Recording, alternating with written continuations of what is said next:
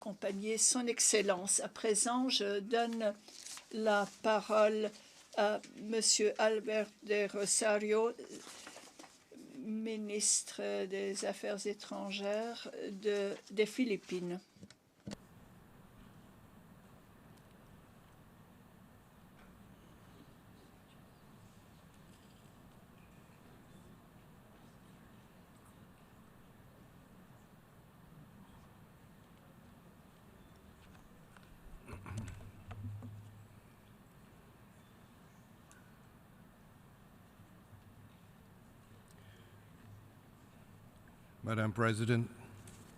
Madame la Présidente, au nom du gouvernement des Philippines, j'exprime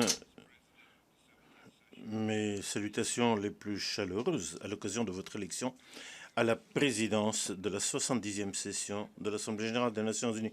Je vous assure de l'appui entier des Philippines pour vos responsabilités, pour tracer la voie, pour des Nations unies renouvelées, pour se lancer en cette année historique sur un agenda 2030 pour le développement durable, un plan d'action pour les peuples, la planète et la prospérité pour les 15 années à venir. Je tiens à vous féliciter, Madame la Présidente, d'avoir choisi un thème qui reflète bien les éléments fondamentaux qui ont mené à la création des Nations unies. Ce thème est également au cœur du contrat social du président Benigno Aquino avec le peuple philippin.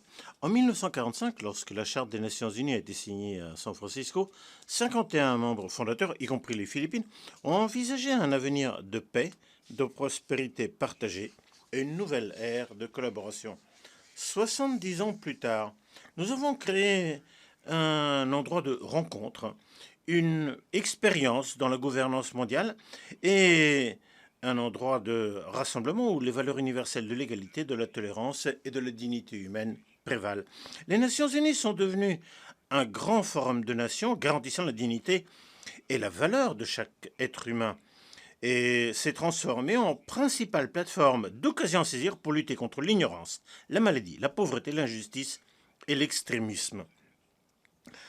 Avec tous les succès, les défis, les Nations unies ont non seulement démontré leur résilience, mais ont également affirmé leur pertinence continue contre l'ensemble des problèmes complexes et des menaces régionales apparaissant à la paix et à la sécurité. Aujourd'hui, les Philippines renouvellent leur engagement en faveur des causes de la paix et du développement durable par le biais de domaines clés et de positions nationales allant du changement climatique à l'état de droit, en étant membre de l'APEC et de la NAS, le désarmement, la non-prolifération, les femmes, la paix, la sécurité, la migration, le trafic d'êtres humains, le maintien de la paix et la réforme des Nations unies. Il y a 2 ans, ici même, les Philippines ont présenté les 5 piliers qui faisaient partie du programme de développement pour 2030, qui sont les suivants. Réduction de la pauvreté et inclusion sociale. Deuxièmement, viabilité de l'environnement, changement climatique et gestion des risques de catastrophe. Troisièmement, une gouvernance redevable, responsable et participatoire. Quatrièmement, un ordre équitable et stable fondé sur l'état de droit. Cinquièmement, la paix et la sécurité. Au cours du processus de négociation intergouvernementale de l'agenda 2030, ces piliers ont aidé les Philippines à partager ses expériences à la recherche d'une croissance exclusive, des leçons tirées dans la gouvernance et le développement continu et les défis de sécurité que nous connaissons dans la nouvelle économie. Madame la Présidente, l'agenda 2030 pour le développement durable et l'ensemble de l'architecture mondiale de développement doit souligner le renforcement des piliers de la résilience. Les Philippines ne savent que trop l'urgence qu'il y a à édifier une économie résistante au climat, étant un des pays connaissant le plus de catastrophes dans le monde, ayant connu il y a près de 2 ans les conséquences dévastatrices de Haiyan, la tempête la plus forte qui se soit jamais abattue sur Terre depuis que nous suivons ce qui se passe. Compte tenu de ces catastrophe, les Philippines vont continuer de jouer actif face au changement climatique, la résilience et la réduction des risques de catastrophe à leur gestion. Les Philippines président actuellement le Forum du climat vulnérable, CVF, et vont promouvoir un résultat réel à la COP 21 de Paris. La communauté internationale doit adopter un accord climatique juridiquement contraignant qui soit universel et équitable, garantissant un avenir avec peu d'utilisation de carbone pour les générations à venir et qui tienne compte des besoins des États vulnérables et des secteurs, particulièrement les pauvres, les femmes, les migrants et les autochtones. Sur la réduction des risques de catastrophes et leur gestion, les Philippines seront guidées par le cadre de Sendai pour 2015-2030, qui reconnaît que l'État a un rôle fondamental dans cette gestion, que la responsabilité doit être partagée avec le gouvernement local, le secteur privé et d'autres parties prenantes. Nous allons appuyer des initiatives aux Nations Unies nous permettant de travailler sur les 4 priorités qui sont comprendre le risque de catastrophe, le renforcement de la gouvernance du risque pour gérer le risque de catastrophe, investir dans la réduction du risque de catastrophe pour la résilience et reconstruire en mieux. Madame la Présidente, les différends maritimes dans la mer de la Chine du Sud, sur ce sujet, les Philippines ont toujours fait confiance aux règles et institutions créées par la communauté internationale pour régler les relations entre les États. Le droit international sert de grand égalisateur entre les États, permettant de petits pays d'être sur un pied d'égalité avec des États plus riches et plus puissants. Le droit international est celui qui lie la communauté des nations ensemble. Sans cela, il n'y aurait pas d'ordre mondial, on aurait l'anarchie. Voilà pourquoi les Philippines, sous l'administration du président Benigno Aquino le troisième, est toujours en faveur de la primauté de l'état de droit. Avec l'appui croissant de la communauté internationale pour un règlement pacifique des différends dans cette mer de Chine du Sud, y compris par l'arbitrage, les Philippines croient que le résultat final du processus d'arbitrage devrait préparer la voie à un règlement de ces différends maritimes. Sur notre différend avec la Chine qui est un partenaire et voisin depuis très longtemps, nous espérons également qu'on parviendra à des décisions conformes aux déclarations de Beijing, que des efforts réels seront déployés pour faire tomber les tensions dans cette mer et parvenir à un règlement pacifique des différends. Madame la Présidente, les Philippines sont hôtes de l'APEC 2015 dont le sujet est édifier des économies inclusives, créer un monde meilleur. En tant que président de l'APEC, pour la deuxième fois depuis 1996, les Philippines visent à intégrer et à réaliser les priorités suivantes. Investir dans le développement du capital humain, promouvoir les PME dans les marchés régionaux et planétaires, créer des communautés viables et résilientes et renforcer le processus d'intégration économique au niveau régional. L'APEC, en tant que processus et plateforme, continue de contribuer de façon positive à l'environnement économique de la région en faveur de la certainté juridique pour le commerce et l'investissement. L'APEC vient également s'ajouter aux efforts mondiaux pour les défis à relever dans le domaine de la croissance économique soutenue par le biais de la stratégie de l'APEC pour le renforcement de la qualité de croissance, de la croissance de qualité, en faveur de la synergie entre le travail réalisé par l'APEC et celui des objectifs du développement durable des Nations Unies. Sur l'ASEAN, les 10 États membres vont intégrer leur économie d'ici à la fin de l'année en réalisant la vision d'une communauté de l'ANAS. Nous avons besoin de faire en sorte que l'ANAS et nos États membres, les partenariats, le secrétariat, demeurent pleinement engageants dans le système des Nations Unies. En fait, le partenariat entre l'ANAS et les Nations Unies sont très utiles pour la paix et la stabilité régionale. Comme on l'a réaffirmé lorsque l'ANAS a rencontré le secrétaire général des Nations Unies mercredi dernier ici à New York, nous sommes confiants et comptant sur l'appui continu pour le rôle central de l'ANAS de ses piliers. Madame la Présidente, le désarmement et la non-prolifération sont devenus des questions urgentes pour les Philippines compte tenu du fait que 10% de la population vit et travaille à l'étranger, beaucoup dans des points chauds au Moyen-Orient et en Afrique. Les Philippines demeurent convaincues qu'il faut totalement et complètement éliminer les armes nucléaires et toutes les offres de destruction massive. Nous continuons d'exprimer nos préoccupations à propos des conséquences humanitaires des armes nucléaires. Nous réitérons la nécessité d'une mise en œuvre équilibrée immédiate du plan d'action en 64 points du TNP de 2010, présidé par les Philippines d'ailleurs, pour la création d'une zone exempte d'armes de destruction massive au Moyen-Orient. Nous attendons également la signature et la ratification du protocole de la zone exempte d'armes nucléaires en Asie du Sud-Est par les 5 États par P5. Sur les armes classiques, les Philippines vont aider à soutenir la dynamique créée par les progrès du traité sur le commerce des armes, surtout quand c'est utilisé par les acteurs non étatiques.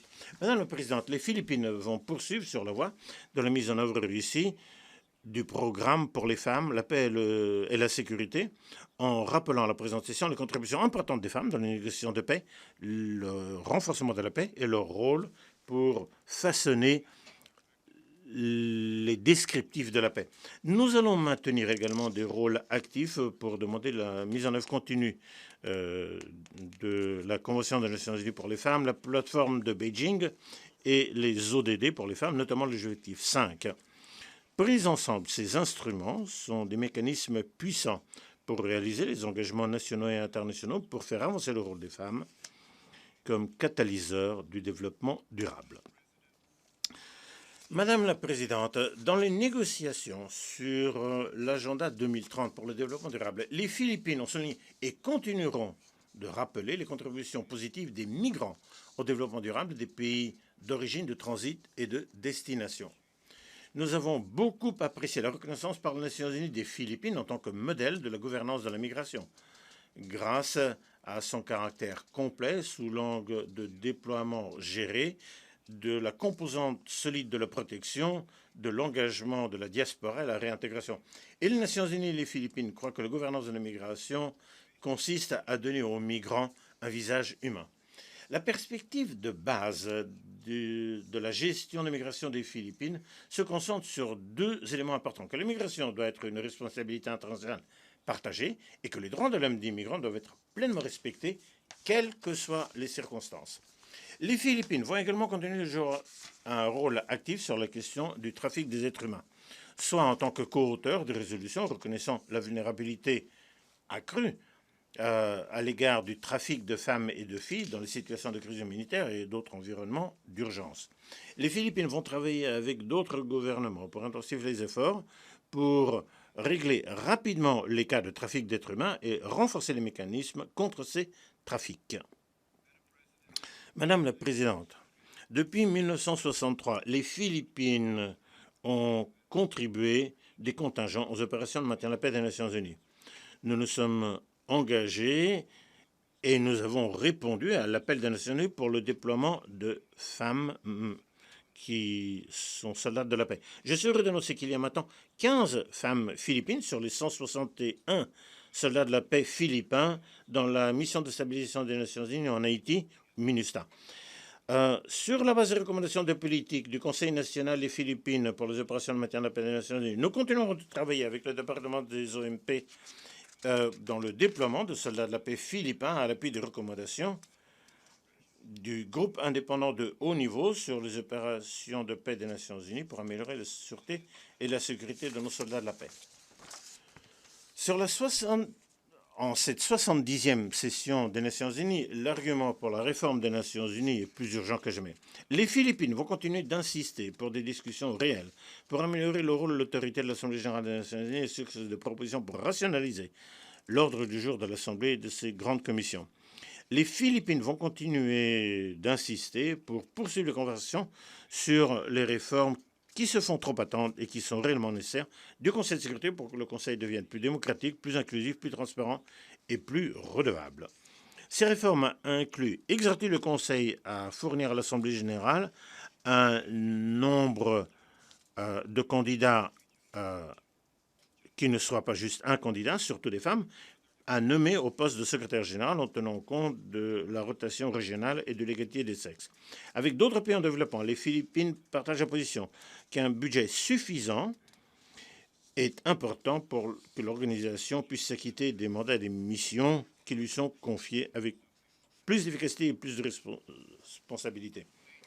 Madame la Présidente, à la 4e session de l'Assemblée générale des Nations unies, le 20 septembre 1989, feu l'ancien homme politique des Philippines, le général Carlos Romulo, qui venait d'être élu président de l'Assemblée générale, a dit que l'objectif des Nations unies défini par la charte était de faire en sorte que les hommes puissent vivre mieux, dans plus de liberté, dans un règne de paix fondé sur la justice et le respect universel du droit.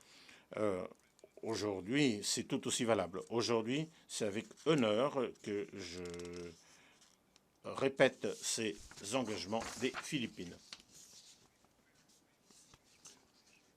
En nous préparant pour les générations à venir, les Philippines vont continuer d'accorder la priorité à 3 éléments. L'élimination de la pauvreté, empêcher les conflits et promouvoir l'état de droit. Deuxièmement, en réaffirmant notre foi dans la sagesse des fondateurs des Nations Unies, nous renouvelons notre engagement pour mettre un terme au flot de la guerre, respecter la justice et les droits de l'homme et maintenir la paix et la sécurité internationale.